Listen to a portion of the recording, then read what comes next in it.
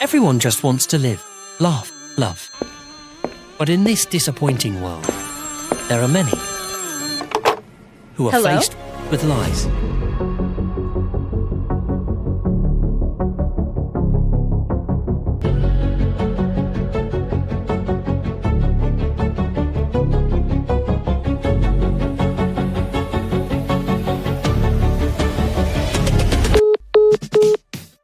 This is Live, Laugh, Lies. Okay, Kelley Flanagan, welcome to Live, Laugh, Lies. Thanks, Susie. I'm excited to be here. Yeah, I'm so glad that you're here. I feel like we've been chatting about getting you on the pod for some time. Yeah. You've had like a crazy year. Yeah. It's been a whirlwind. How are you doing today as you sit here in LA? Honestly, way better. I know I did Jason's podcast a couple months ago and I was like, and even at Coachella, like I think I was telling you, I was like, my glass is full with stress. And I was like, yeah, literally any inconvenience, Susie, that hit me at that time, like it would like send me into this panic mode.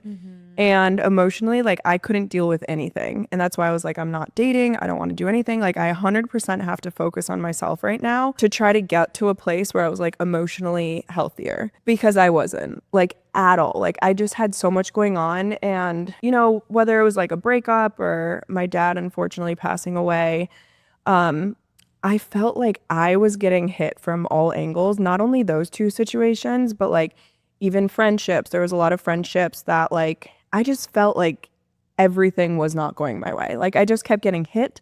And I was like, I am just not in a place to even handle this. So I think at Coachella, you saw me get very stressed out at times. But yeah, I wasn't in a place. I just wanted to be around some of the people that I was absolutely closest with. Yeah. And it kind of also put me in this place where I really recognized like who had my back, who was important to me, who in a time like that, when you're like so emotionally stressed out, like who brings you comfort. Right. So yeah, there was a lot of things that were just happening to me. And I think it created like a clear path for me in terms of like who I want in my life, who I want to be surrounded with. That's amazing. I know. Wow. It's been probably one of like the lowest periods in my life ever. And I had to deal with it. You know, I had to put on my pants every day and be like, buckle up, let's do this. And let's figure this out. Yeah, that's amazing.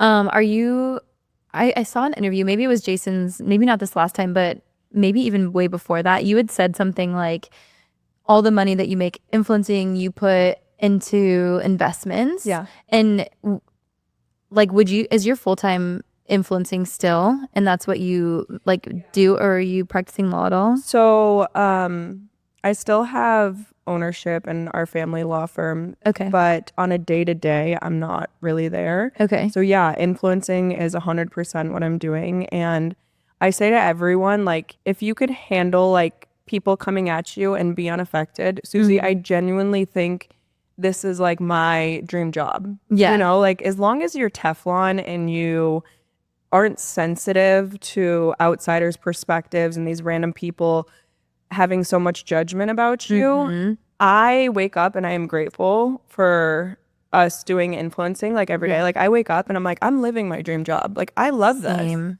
I feel that too, but I think I've struggled in the past year with like some mental health stuff. Most of it was circumstantial, I think. And then I think I'm also like susceptible to anxiety. But what I found, which is why I asked, like, is influencing and content creation your full-time thing? Because like when your job is like, you have to be self-motivated, and hearing you say, okay, I put my pants on every day and I'm like, okay, buckle up, we're going to do this. As a content creator and influencer, like you could lay in bed all day and opportunities are going to pass you by. Yeah. And if you don't get out and hustle and like show up and literally like, you don't have to paint a face, like, you know, paint a smile on your face, because people want to see the real side too, which following you and like honestly just being a fan of yours and seeing you on Peter's season years ago, and then like, no, truly, and like now getting to be friends with you, it's so cool. But seeing you go through the loss of your dad and the wild breakup you went through, I like listened to the podcast you did, it was Chicks in the Office, right? Yeah. Yeah, I listened to the podcast. Like you knowing that you'd been through so much, and I'm like, I myself struggle sometimes because I love this job. I'm obsessed with what we do. It's like such a beautiful career and it's flexible. But if you are like going through mental health or, you know, family struggles or whatever, it can be like so brutal because it feels like you have to get up and be like, okay, like I have to continue to pretend like I want to put my camera on me, even if it is like, you know, about hardship.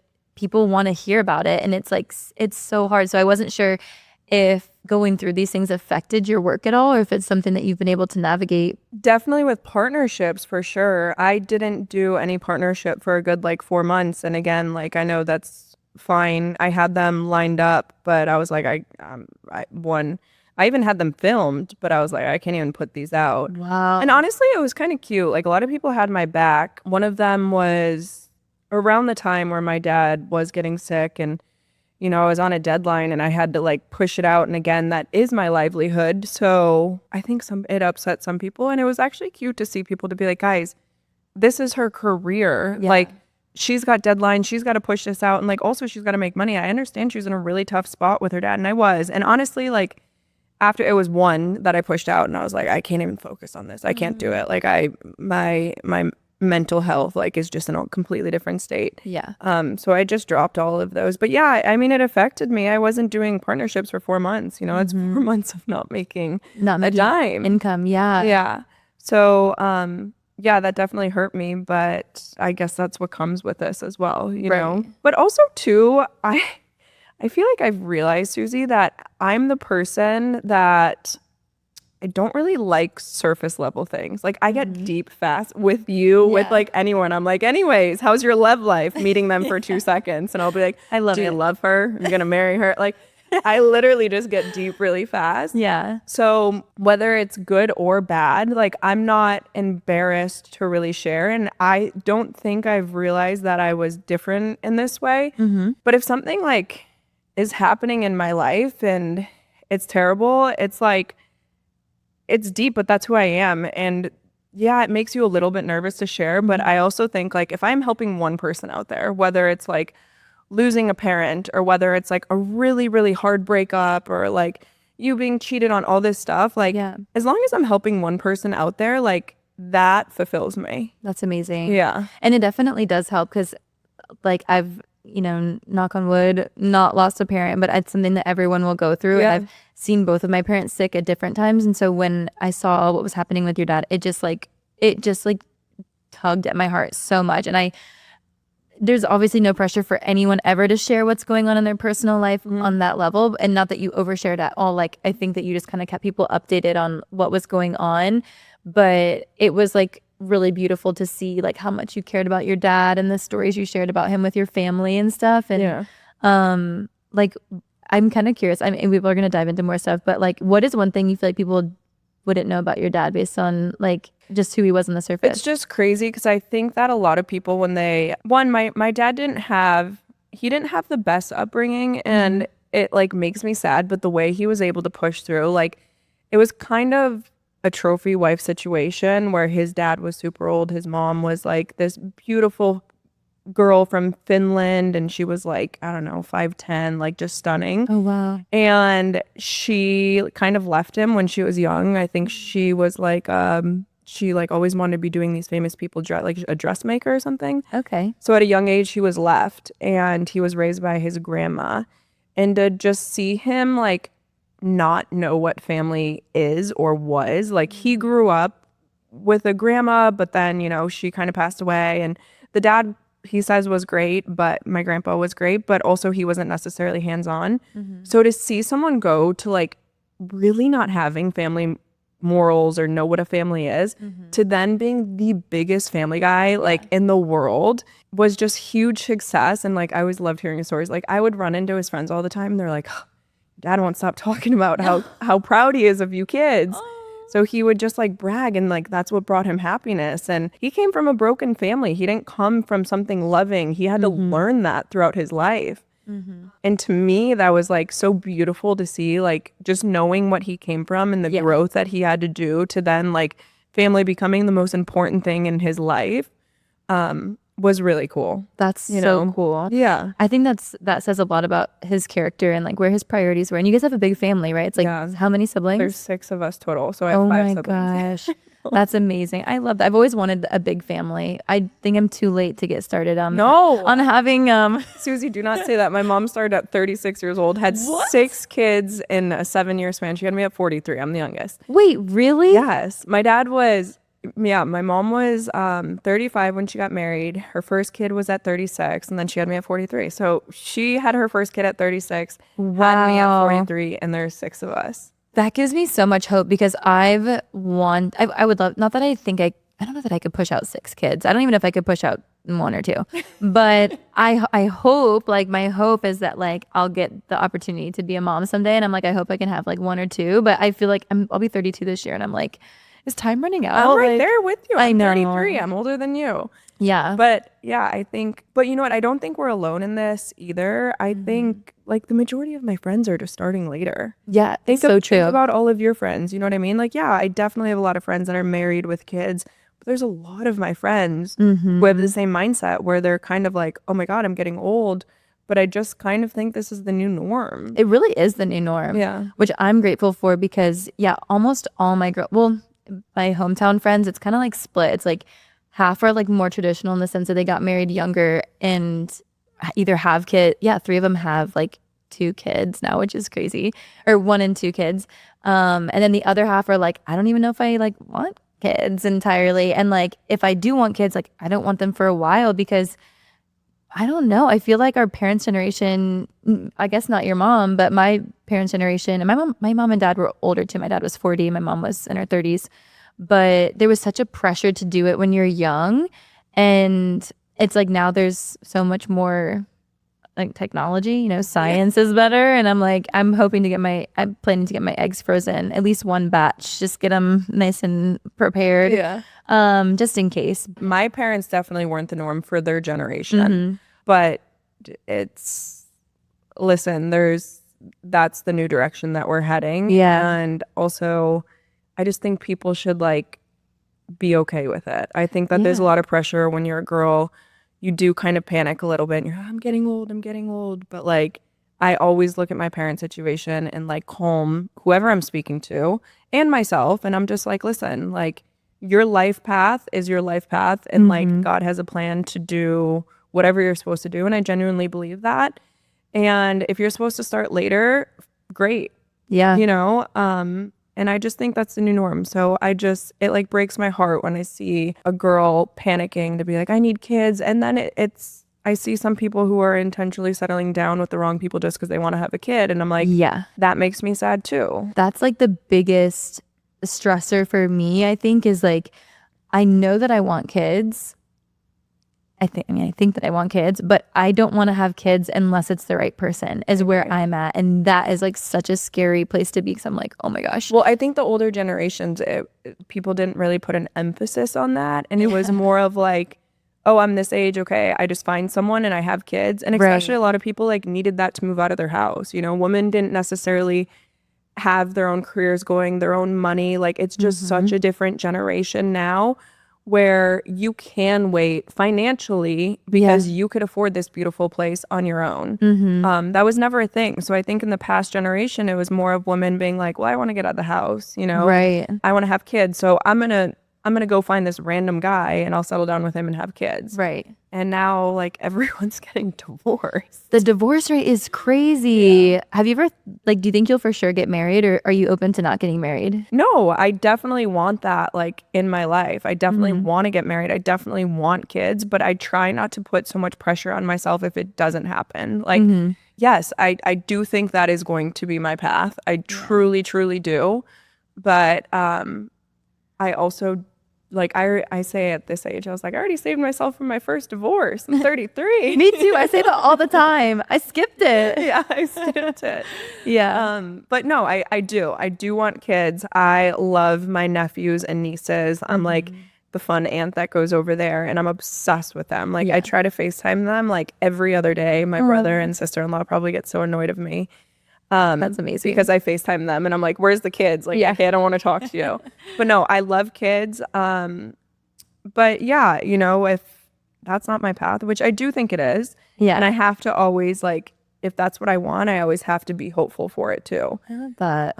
But if it doesn't, I'm going to be the cool auntie. Yeah, that's how I feel too. I think I'll get married, but I think with how divorces are and like how messy and like the financials of it all, sometimes I'm like, depending on who I choose, I'm like, I might just do a ceremony for fun. Like I may not actually do it legally because it's kind of crazy at this point. Like I feel like what I see, I'm like, it is like the rates are so high, but I just hope that for both of us that we just meet somebody, end up with somebody and we're like, okay, this makes so much sense. Yeah. I have no worry about tying my name to your name. And like, obviously we'll still get the prenup, but but still, I just think that in general, like I'm apprehensive about the concept of marriage, even though like in my brain, I'm like, that's what I want.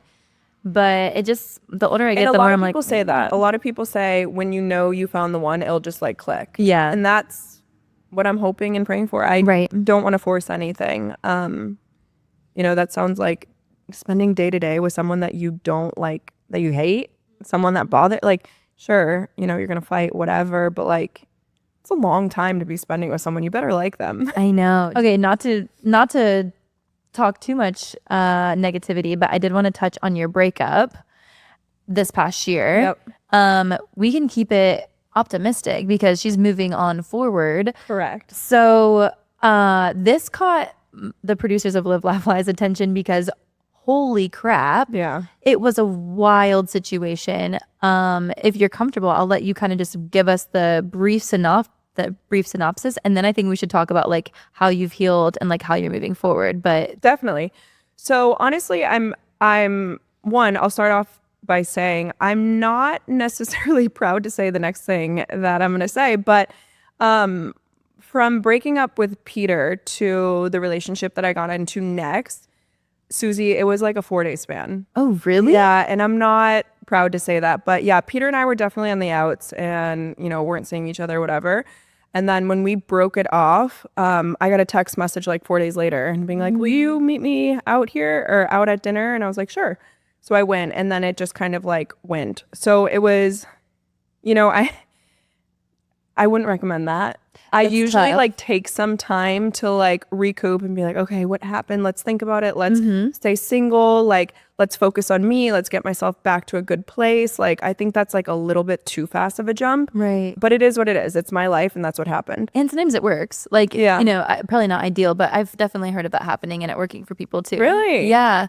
Like, I can't think of anyone off the top of my head right now, but I've definitely heard of people who are like, oh yeah, you could tell we were breaking up, and then very quickly, maybe not 4 days, but like a few weeks went by and they were like back in a relationship. Even 2 weeks is better than 4 days. That's true. 4 days is a quick turnaround time, but it happens. It happens. Yeah, it happened, and it is what it is.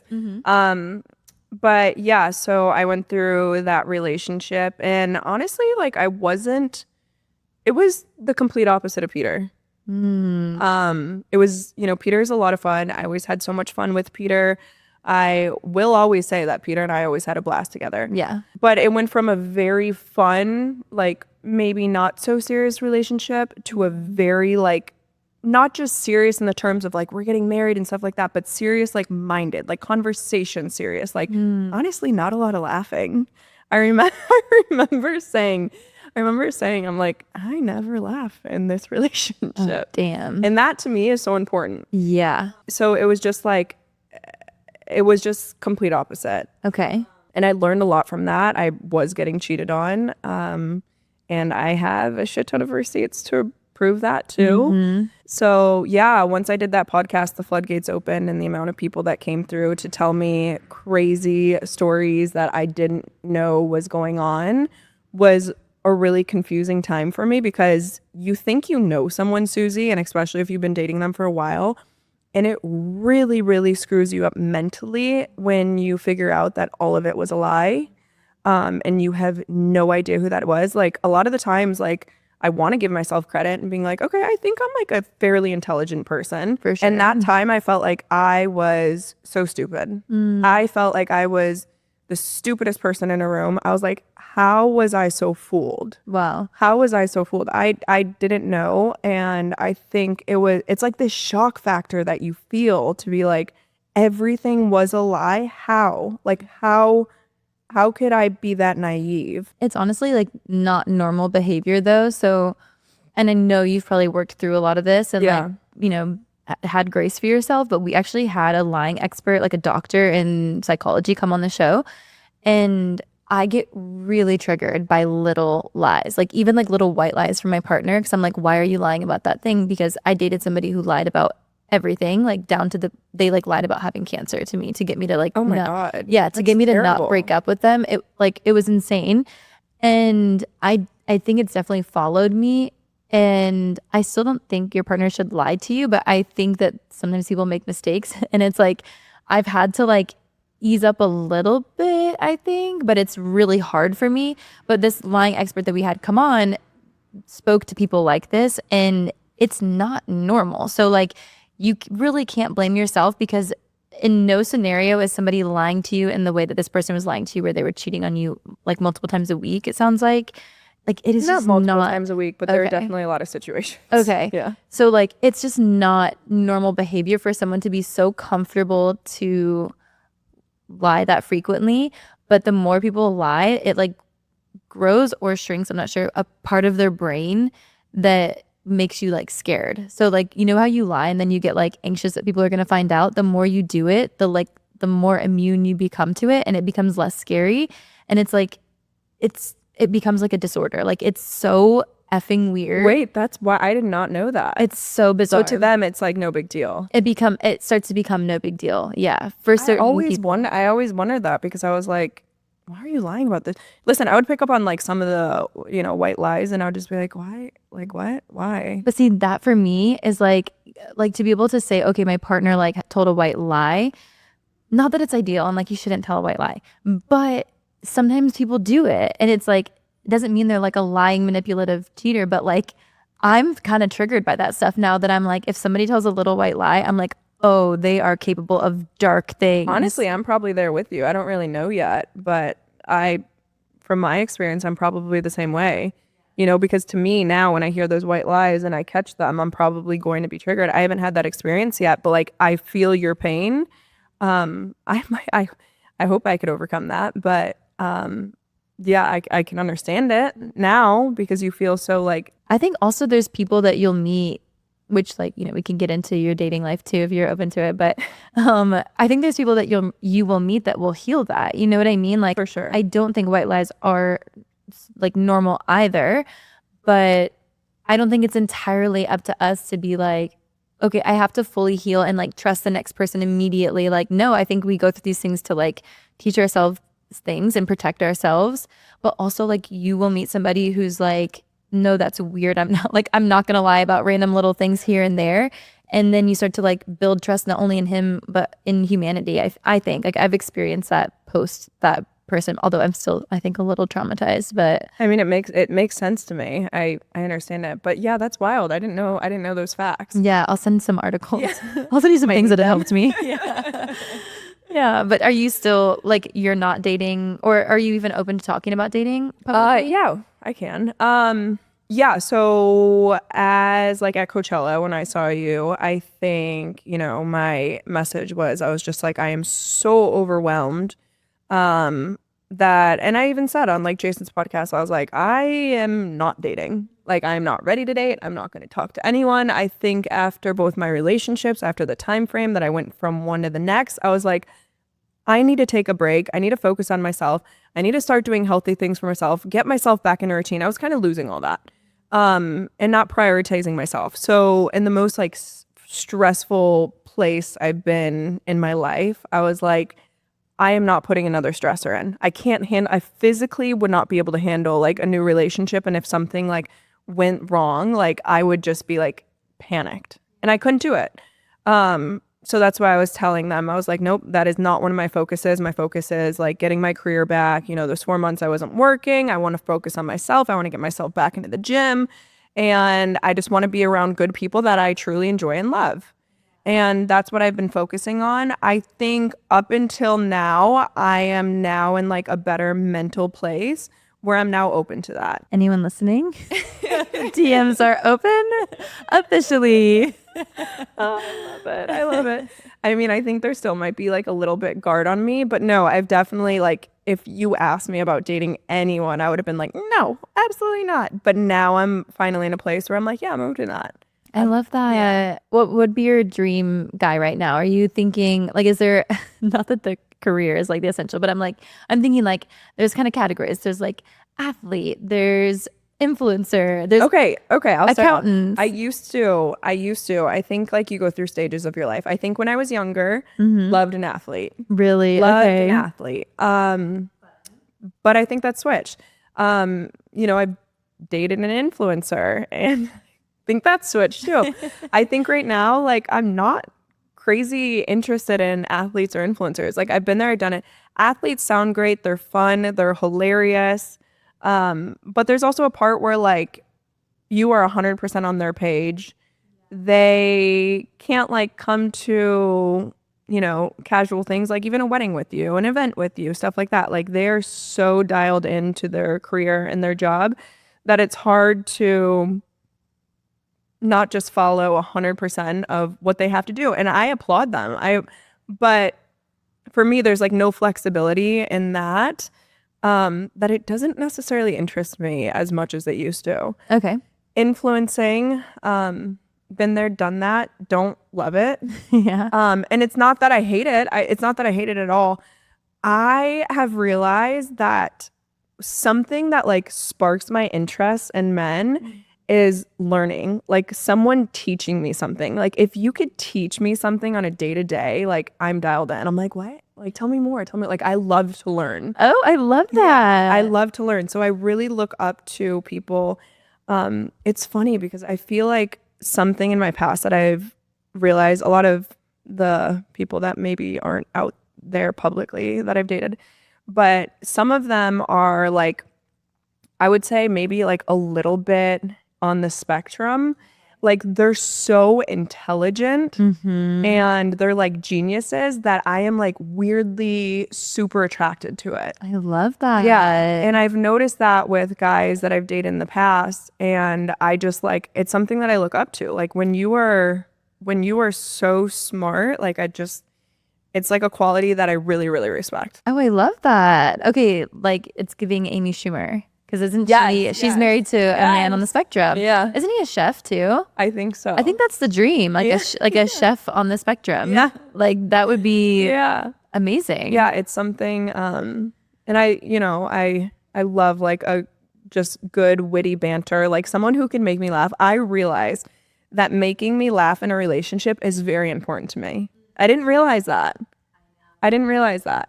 I think like you want now where I am in my life is I want to go through life and just like I have such a dry sense of humor and like just like poke fun here and there. Like it's never like crude or like intentionally mean. Yeah. It's more of like, that's my way of flirting is like dry humor. So I love when someone like pokes fun at me. Like I'm not crazy sensitive. Okay. So when they could like, they notice a trait of mine and then like put it together and like make a comment about it, it's actually like, oh, you're paying attention, you're listening, like you know me. Ooh. Yeah. Okay. I'm like getting a really good idea of the type of guy that would be good for you. Yeah. I feel like I don't have anyone in mind, but I'm like, it's painting a clear picture. Yeah. Like a really smart guy who is like kind of forward. Yeah. And probably successful as well. I feel like that would be an important, just in general. I feel like you need to be with somebody. Like I'm gonna say that. But yeah, that's okay. I like this. I feel like that opens it up. I grew up in a household where I grew up with four brothers. I grew up with my sister. Like our household is not the norm. Like we just kind of like not pick on each other because it's in a friendly way. Like we're not like going below the belt, but like it's comments that you know this person so well and you pick out their little quirks. But to me, it's like a love thing because it's like, you know, my quirks, like, you know, me on a deep level that not many people could like point out. So that's the way that I grew up, is us just like pointing out each other's quirks. And to me, it's almost like a compliment because it's like, you know me, you've paid attention. I love that. Okay, fun. You mentioned that when you were going through this like most recent breakup, it taught you a lot about like your community and people you want to surround yourself with. You sent some notes over, and someone you mentioned that I literally followed today because of what you wrote is Hannah Ann. Hannah Ann, one, I am so happy. I just saw she's pregnant. Yes. And congratulations to her. I know. I'm so I'm genuinely so excited for her, Susie. I could go on and on and on about how great of a human that she is. I'm not kidding. Like her husband's father passed away like 2 years ago, Jake's father. And throughout like the entire thing with my dad, Hannah Ann had sent me flowers. She was checking in like every couple of weeks, like just being like, how are you doing? Wow. And that like landed hard with me. I was like, you are just an amazing person. Like I could go on and on just to say how great and like how amazing of a person she is. But like in times like that means a lot. And it just made me so grateful to be like, I look up to Hannah Ann in a lot of ways to say, at the end of like, you are a great human. Like you are a great human. I am so happy that you are killing it in life. I am so happy I've met Jake and he's wonderful. I am so happy that you married this wonderful man. I am so happy that you are pregnant and you guys are starting a family because I will literally she's an amazing person. Like that's all I could say. So cool. She's great. That's really cool because I didn't follow her, not for any particular reason, but I think maybe watching the show, I connected with certain people and you follow certain people. And I've seen her TikToks and her Instagram reels, like some of her food ones, and I really like them. And I'm sure I've liked a handful of them. And for whatever reason, you know how you like see people and for whatever reason you don't happen to follow them. But when somebody vouches for someone's character and says like, oh, they're such a nice, good person, like reading your note about her, I was like, I'm going to go follow her right now because I've seen some of her content and I like her content, but I've never met her. And it literally like pushed me to be like, wait, I love when like somebody, because not that you guys would have a reason to not like each other, you know, but you've dated the same guy, and like to know that you feel that strongly about her and like just, and that she's shown up for you, it just like made me inclined to be like, I want to support her. Like she sounds amazing. It meant a lot for me. It meant a lot for me. And again, in like a situation like that, when you like lose someone, those little things you remember. And I could say so many great things about her, but she's an amazing person. I'm really happy for her that she's pregnant and she's one of the best out there. So I wish her all the best. I wish her all the success. I hope she kills it. I hope she has the best little babies, the best little family. Like you know what I mean? Like when you see someone out there who just has like a genuine soul, you just want the best for them. Yeah, that's so amazing. Yeah. Oh, that makes me so happy to hear. I love when you find out people that you... And you know what's funny is like, she's the sweetest person in the world. And some people will be like, she's got a little like personality to her too. Yeah, like a little spice. She's got a little spice to her too. So she always, again, like she makes me laugh, but she's great. I love her. I love that. Who else are you close to from y'all season? Kelsey Weir. Oh yeah, she's great. Yeah, she's amazing. She's been in Germany for a little bit, but before that she was like living with me down in Miami. Oh, stop. Yeah. That's so fun. Yeah. So Okay, we've always cool. been. I love that. It seems like you guys have a nice group of girls in that group. Yeah. Okay, so post breakup, you're now feeling better, I would say. Like, what are some of the things that really helped you get through all of this? Like, obviously your friends showing up and like... Definitely my friends. My friends are great, but honestly, like at times like this, I am the most grateful coming from a big family. And I literally say my family's like kind of a little cult. Like we are very close to each other, but I look up to a lot of my siblings too. And I don't know. It's like, I mean, I'm the youngest in my family, but I've always looked up to like my brothers and sisters, and like for some reason they always have the right answers, and not all the time, but like they're very smart individuals. And I told you, I really look up to people who I just feel like are super intelligent, and it's been nice to be able to go to them, talk to them.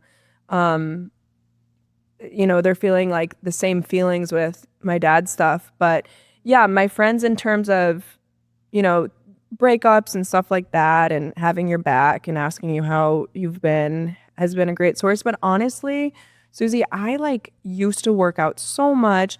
I would, make sure that like I was staying healthy, which like I'm a very big nerd when it comes to like health related stuff, whether it's infrared saunas, whether it's supplements on what to eat, what to do, what like I am very nerdy with that stuff. But I kind of just like gave it up. I don't know if I was kind of in this like depressive state. I may have been like within that relationship because I don't really like remember being happy. But since then I was just like, you know what, I'm going to focus on myself. I'm going to try to kill it with my career. I am going to get healthy. I'm back in the gym. Sometimes, some days I don't want to go there. Yeah. Something I recently said was, when my dad was in the hospital, he was on the hospital bed and the doctor was like, we have a family friend that we would call almost every day. And he was like, whatever you guys do, the most important thing is movement. Make sure he is getting movement. Wow. So since then, I kind of promised myself that I would be taking care of myself. I was like, I need to just remind myself that movement is the most important thing. Whether I want to go to the gym that day or not, whether it's for 10 minutes, 20 minutes, 30 minutes, whatever it is, move your body, start taking care of yourself. The most important thing in life is health. And if you don't have health, you have nothing else. You have nothing else. So since then, that was one of my things where I was like, okay, try to force myself out of this depressive state. I'm going to get myself back in the gym. I'm going to start taking care of myself. And like, that's what I've been focusing on. And it brings you the endorphins. It brings you happiness. Like you start feeling better about yourself. And then surrounding yourself around people that you love and enjoy, like it'll come. That's so good. I feel like this past year I got into probably like the best shape of my life, like pretty close to the best shape of my life, just like from a healthy standpoint. And I took several months where I was like, I had been in a really low place. And then I was like, I am going to make my job taking care of myself. Yeah. And thankfully with influencing as our jobs, like we do have a lot of flexibility, and maybe I was annoying to work with at times if I was like getting back to people later and my emails were a little bit delayed and stuff like that, maybe a lot delayed sometimes. But like every morning I was going for a long walk, and then I would say like 3 times a week I was weightlifting, and I would do like classes, and I started to love it. And I've never been the type of person that like loves being active. I just know that I have to do it. And then I kind of went through another funk, and literally as of like 2 weeks ago, I've just kind of like re-promised myself as well. And I don't even have like a time limit. It's not like I go to the gym and I'm like, I have to do legs or this. I'm literally going to the gym and I don't even like follow like, oh, I'm doing legs today. I'll just be like, I know I like to deadlift because it feels good. And so I'll do some deadlifts, and then I'll do some like movement, like arm movements. And it's just like easing myself back into it. And it's crazy how much better your body feels. And it's like tricking my mind into being like, wait, you do like this. Like, don't forget about this. Like taking care of yourself is so like rewarding. And I know I won't always have the luxury to look at it as my job. And I certainly don't all the time, but I took some time to do that this year when I was in a bad place. And it's refreshing to hear that perspective, because I wouldn't have known that about you. Obviously you're fit and you look amazing, but I think it's such a good reminder. And yeah, no, I used to do like crazy workouts, and I've gone through all, I was obsessed with berries. I was doing CrossFit at one time. I was doing all of it. And then I just, and then I just stopped. Yeah. But it's crazy. You mentioned something where you said, we have all the flexibility in the world, but like when you're in a low, you like can't, it doesn't matter how much time you have on your hands. You're not getting out of that bed. You can't function. You can't function. Yeah. So again, now I'm starting to be grateful to be like, I am on my own schedule. Wow, I could go work out when I want to work out. But when you're in that state, like you need to like strive to get out of there. Yeah. Because you could have as many hours in the day and like you're still not moving. I know. So that's something where I was like, all right, I'm waking up. I'm going to go to the gym. Like if you want to work out, if you know that brings endorphins, you'll find the time. Yeah. That's so true. That's so true. Okay, so let's clear the air. Peter just came out as hard launching a new relationship. How do we feel? Yes, he did.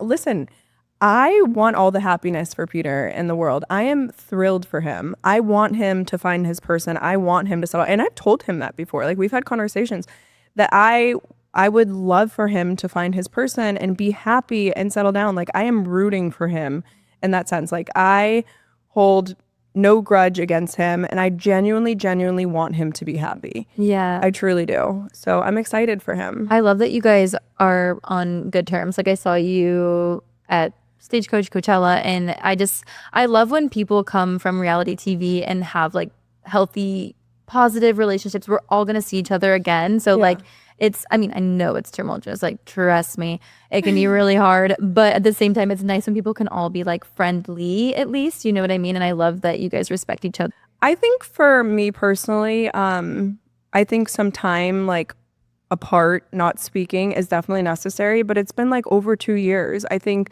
when time goes by, like at first you probably still get triggered by that person. I think that, him and we're cool. We're definitely cool. And I genuinely want him to find his person. I genuinely want him to be happy. Also, the girl that he's dating, you kind of know her, right? You follow, or I noticed you follow her. Yes. I know her, but I don't know her well. Okay. She came to Coachella with it.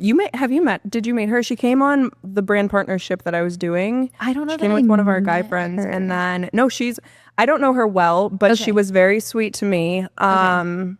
She was on the brand partnership that I was like hosting there was a lot of us there. Okay. But she came on that partnership, and she was always nice to me. So I have no problem with her. I don't know her well, but. Okay.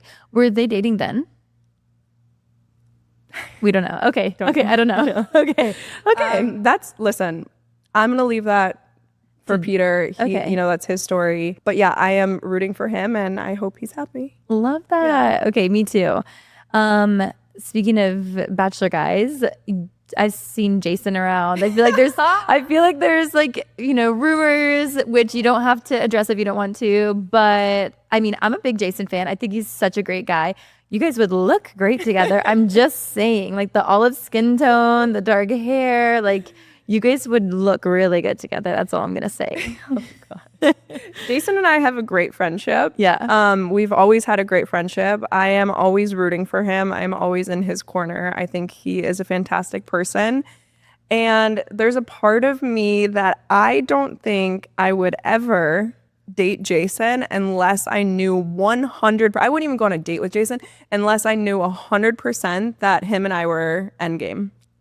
I wouldn't want to screw up the friendship that we have. For sure. We are cordial. We have so much fun together. We have a great group that we get together like all the time. Like being romantic with someone and having a relationship, it's always bound to screw up the dynamic in some sense. And I wouldn't want to lose that. Like I love being his friend. Girl, I know that exact storyline. Yeah. I'm very familiar with that. Yeah. Which I agree. I feel like that was how I felt when Justin and I first started dating. I was like, I adore you as a person, and we have such a good thing going. Like when him and Andrew lived in LA for that first summer that we all moved out here, like the friendship vibes, the amount of fun we all had, I was like, this is a dream. Yeah. And like when you date, and if it doesn't work out, then it would really suck to screw a good thing up. So I support whatever is meant to be. But time will tell. Yeah. You haven't been in a place to date until recently anyway. So like I'm a stan. I'm a fan. I'm a stan. I love it. Okay. Would you ever go back on reality TV? That's a good question. Someone asked me that recently. I'm not going to say no. I think it would have to be like the right reality show, the right setting. And like I say this time and time again, but like a Bachelor summer house thing, Susie, it would be the greatest thing on earth. 1000%. Like I just feel like, I don't know, I wasn't great around the TVs. I wasn't great on the show because the TVs would make me uncomfortable. I couldn't 100% act myself. But now that I've like done the influencing for so many years, I feel like I would be better. Yeah. To just be able to be myself. I thought you were great, just so you know. Like I was a fan. So I think you were great. But I get that even like now it's like it'd be so much better. Yeah. Also, like why has there not been a Bachelor House like spin-off series? Like count us in. We will go. Sign us up. Like it would be so fun. The amount of like drama there is in the Bachelor world that people don't even know about, like the amount of things the amount of secrets I'm sitting on, like it is crazy. Some of the stuff that I know. Yeah. And some of the stuff I hear that's not true, I'm like, oh, like there's just so much that could come to light that it would be fun to either squash the rumors or keep them going. Yeah, it's definitely entertaining. I will say that. It's always like, what is going on now? Yeah. I think that would be fun. I genuinely think something like that would be fun. And then I can't tell you the amount of DMs that I get, Susie, when I post my family, especially my mother, who is just one of a kind. She's out there. Oh my gosh. She's 100% herself, but literally I've like had people come up to me and be like, the only reason why I follow you is because I am obsessed with your mother. And I was like, honestly, I'll take it. I love her. She's entertaining. I love sharing her, but like a family reality show, because we are so blunt with each other and we are very like sarcastic with each other. But like, honestly, it's like a little cult. Like we make fun of each other all day, but like if anyone tries to screw us, like no matter if I'm fighting with my brother that day, like we have each other's back. And I think there was actually a story. My brothers were fighting. This was years ago, but they were on like a golf trip, I think somewhere in Ireland, something crazy. Anyways, two of my brothers were like verbally fighting. And I think they like, and this never happens in my family, so it was very rare and it was a big deal, but I think they started to like push each other around, which they don't do. So it was like a big deal. And then I think an outsider came in to try to like get involved. But I don't know if it was involved or what was going on. But the second that an outsider came in, they both looked at each other like, who the hell is this guy? And instead of like them fighting each other, they like push the guy out. Yeah, they like switch and they're like, no, bro, like you get out of here. Like we're siblings. We're going to figure this out. Our stuff. Yeah. So it's very much so like, you know, we fight, we bicker, we do all of that, but like we do have each other's back at the end of the day, and we are very supportive, even though we might verbalize it in a different way. So that would definitely be entertaining. And so many people message me, you guys need your own reality show, and oh my gosh, it would be hysterical. That would be amazing. What would the name of it be? I don't know. There's so many different personalities in my family that it's comical. I love that. Okay, send us name ideas because we're pitching the show. Okay, so before we wrap, I just wanted to ask you, since you've been through so much in this past year, if there's anyone listening who's like literally in the thick of it, going through a really hard time, what advice would you give them? Slow things down. First thing that I would advise is like, you know, when that cup is full, like focus on yourself, like sit with the emotions. Don't run away from them. I think it's very healthy to sit there and feel that sorrow and feel the sadness and all of that. But then once you start getting a little bit better, start putting 100% of your time and energy into yourself, focusing on yourself, bettering yourself, physically, emotionally, anything that you could do. Like, you know, these patches, I don't even know if they're great, but it just makes me feel better that I'm making one little step to better myself. And so I think for months on end, I think, you know, go through the emotions, and then you got to pick yourself up. You got to pick yourself up and say, nope, you know, I'm here. This is my life. I'm going to be grateful. Try to remind yourself to be grateful every day and I do that with my dad. Like, I understand we lost him and I miss him dearly. Oh God, I don't want to cry, but I try to remind myself of like how grateful I am to have such a great dad. Yeah. And I know I don't makes me want to cry too. But I remind myself of that. I was like, he was 87 years old, you know, he didn't die young. He was older. He was an amazing guy. Like, I'm so grateful that I was able to have like a great relationship with him. So even like a terrible, terrible situation like that, I still wake up and try to remind myself that I'm grateful for him. Yeah, absolutely.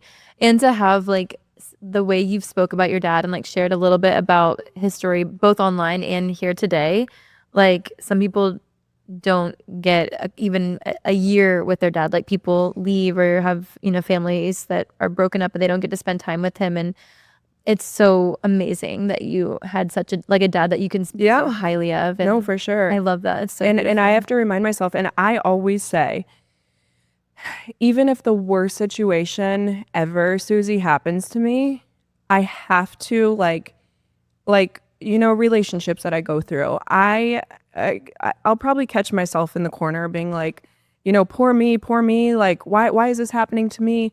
But at the end of the day, I do not regret one relationship that I was in, because whether it was the worst relationship of my entire life, I personally learned something from that.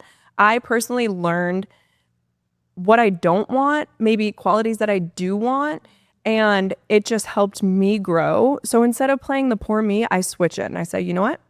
I don't regret it. I'm in a position where I have learned, and it's only getting me closer to the person that I want to be with.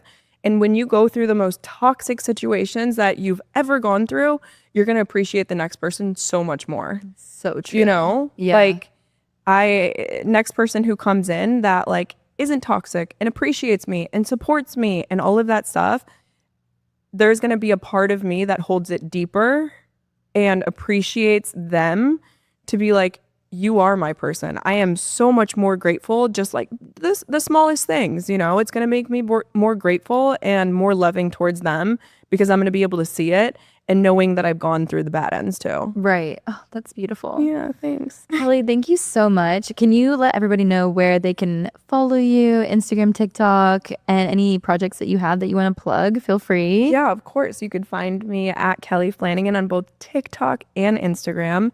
And yeah, I have a fun project that's coming up, but timing wise, maybe a little too early. So we'll talk about that later. Okay, stay tuned. And thank you for being here. Of course. Thanks for having me.